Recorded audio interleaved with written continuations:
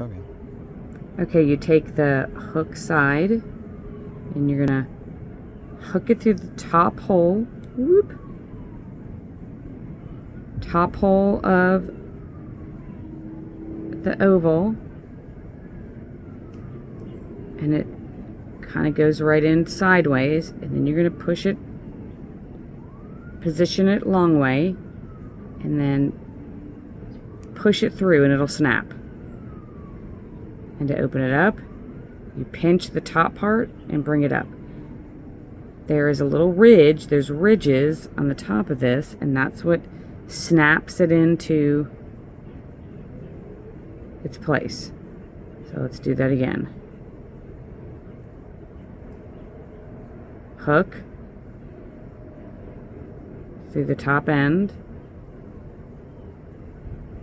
Here, position it straight, and then push it in, slide it in its little case. And it'll be secure. And to open it, you just pinch the top, pull it up, sideways, and undo it.